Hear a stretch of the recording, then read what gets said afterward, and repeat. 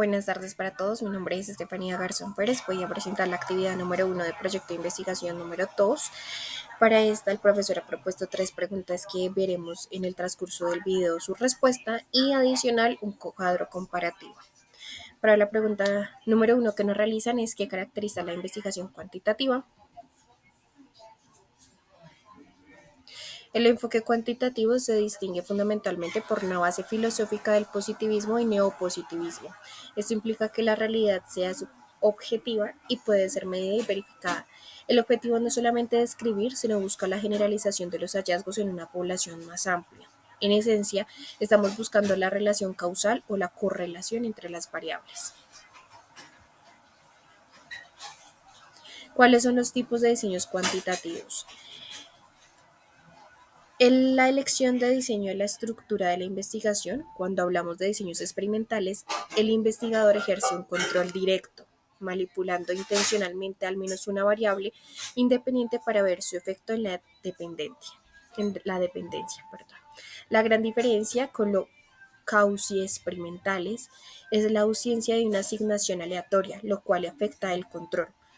Por otro lado, los diseños no experimentales se limitan observando fenómenos tal como ocurren en contextos naturales, siendo los longitudinales ideas para analizar la evolución de una variable con el tiempo.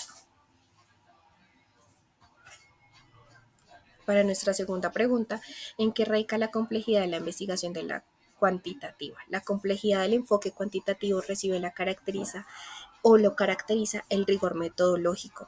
El desafío principal es la validez. Pues bien, la validez interna nos asegura que el efecto observado es realmente causado por una variable manipulada, mientras que la validez externa permite ampliar los resultados a otro contexto o poblaciones. Esto exige una posición estadística o un muestreo riguroso. Además, enfrentamos la dificultad intrínseca de operacionalidades variables abstractas, como lo son la felicidad o la motivación, en instrumentos de medición, como lo son las escalas o cuestionarios que realmente capturan el fenómeno de la exactitud. Ahora bien, nuestra última pregunta, ¿cuáles son las tensiones reportadas entre el enfoque cuantitativo versus el enfoque cualitativo? Las tensiones reportadas entre ambos enfoques son más bien filosóficas y paradigmáticas. El enfoque cuantitativo busca la explicación de fenómenos a través de la causalidad y la estadística, manteniendo una postura de objetividad y distancia. Por el contrario, el enfoque cualitativo busca la comprensión profunda de las experiencias y significados abrazada a la subjetividad y la perspectiva de los participantes. Mientras el primero sacrifica profundidad por generalización, el segundo sacrifica amplitud por el detalle contextual. Sin embargo, esta tensión no implica antagonismos, sino complementariamente potencia.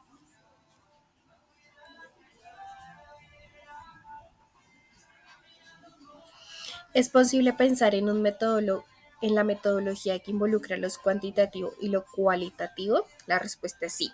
Esto que se conoce como investigación de enfoque mixto. Es absolutamente posible pensar que la metodología que entregue ambos enfoques, lo que conocemos como investigación de métodos mixtos, no es simplemente usar un cuestionario y una entrevista, sino indagar intencionalmente los datos y los hallazgos de forma sistemática. Su principal justificación radica en que combinar la amplitud de los datos cuantitativos con la profundidad de los cualitativos.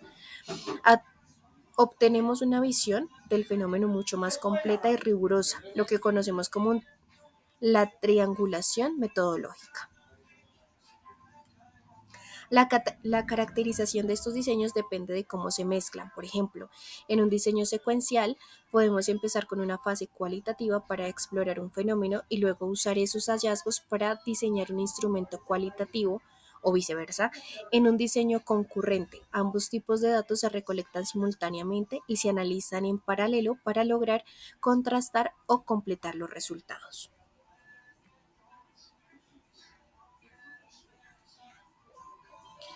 De acuerdo, aquí ya tenemos nuestro último punto, que es nuestro cuadro comparativo.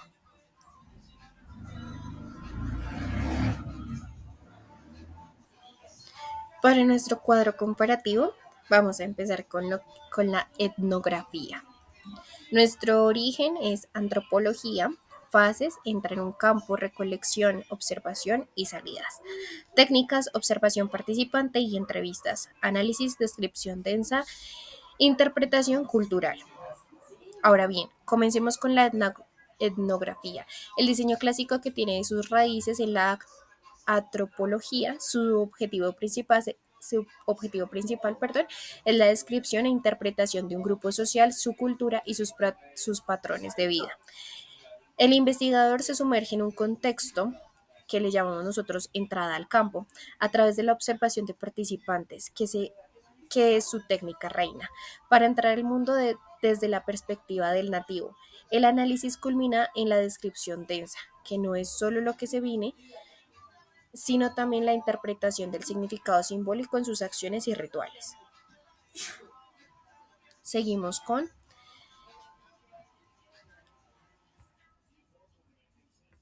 etnografía virtual.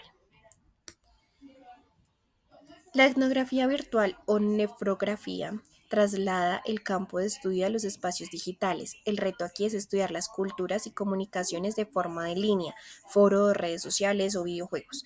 La recolección de datos se basa en el análisis de contenido digital y en una observación que puede ser pasiva o activa, dependiendo del nivel de interacción. El análisis se enfoca en comprender cómo se contribuyen las identidades y los discursos sociales en el ciberespacio, respetando siempre la ética y la privacidad digital. Seguimos con teoría fundamentada. Es uno de los diseños más rigurosos, que se diferencian radicalmente porque no parten de una teoría previa, sino que la teoría emergente de los datos. Eso se logra mediante un proceso de análisis constante y simultáneo a la recolección. La etapa de la codificación es vital, pasando de códigos iniciales, o sea, de forma abierta, a categorías más complejas, axial, hasta la teoría central, selectiva. La clave es el muestreo teórico, que guía al investigador a recolectar más datos hasta alcanzar la saturación teórica, momento en el que aparecen nuevas categorías. Investigación-acción. La investigación-acción, es una única, porque su objetivo principal no es solo generar conocimiento, sino provocar un cambio social o práctico en la comunidad estudiada. Es un proceso cíclico o colaborativo. Se trabaja en espiral, lo que significa que se diagnostica un problema, se planifica una acción o invención, se implementa, se observa el resultado y se reflexiona para iniciar un nuevo ciclo. La participación de la comunidad es fundamental, por lo tanto, las técnicas como los grupos focales o los talleres participativos son esenciales para la co-construcción del conocimiento. Tenemos el estudio del caso. El estudio del caso se enfoca intensivamente en un solo fenómeno o caso delimitado, ya sea una persona, un evento o una institución. Su fortaleza reside en la profundidad contextual y la triangulación de fuentes de datos. No se limita en una sola técnica, utiliza entrevistas, documentos, observaciones y hasta datos cualitativos o cuantitativos para observar una visión holística del caso. La intención no es generalizar, sino comprender en detalle el porqué y el cómo de una situación particular. Por último, tenemos la fenomenología. Es un diseño con una profunda base filosófica. Su meta es describir y comprender la esencia de una experiencia tal como es vivida por una persona. El investigador debe practicar la época, que es la suspensión del propio juicio y presupuestos, para acceder al mundo vivido de los participantes.